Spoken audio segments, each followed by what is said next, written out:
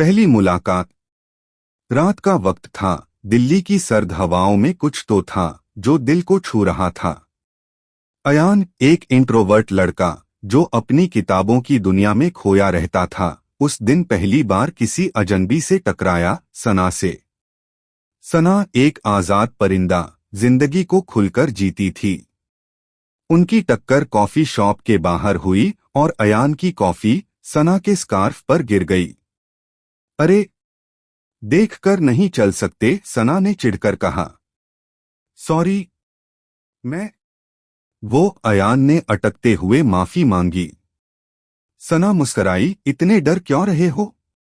Coffee ही तो थी, दिल थोड़ी गिरा दिया।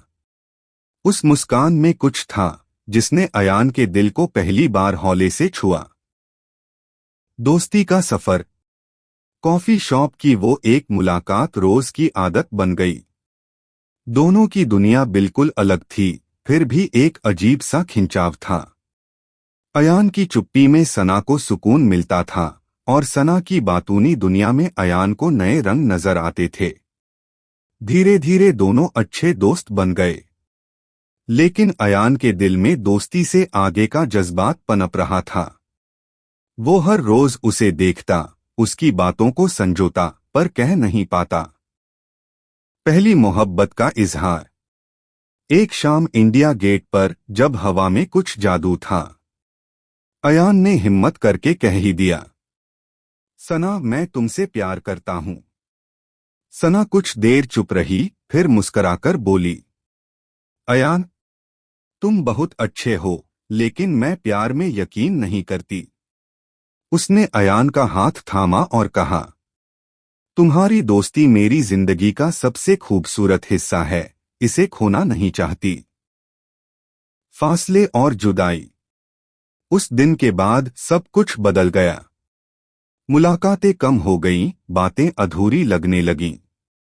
अयान ने खुद को वापस किताबों में समेट लिया, लेकिन हर पन्ने में उसे सना नजर आती रही। फिर एक दिन अचानक सना ने शहर छोड़ दिया। ना कोई अलविदा, ना कोई वजह। फिर से मुलाकात। 3 साल बाद। अयान अब एक मशहूर लेखक बन चुका था। उसकी नई किताब का नाम था तेरे नाम की चुप्पी। बुक लॉन्च पर मंच पर पहुंचते ही उसकी नजर सामने बैठी एक लड़की पर पड़ी। वो सना थी। सना की आंखों में नमी थी और इस बार उसकी चुप्पी में इकरार था। मुकम्मल कहानी। अयान स्टेज से उतरते हुए धीमे से फुसफुसाया, अब। सना मुस्कराई और कहा, अब मैं भी प्यार में यकीन करती हूं, बस तुम्हारे नाम से। कभी कभी कुछ कहानियां वक्त लेती हैं मुकम्मल होने में, लेकिन जब होती हैं तो वो तेरे नाम की चुप्पी जैसी होती हैं।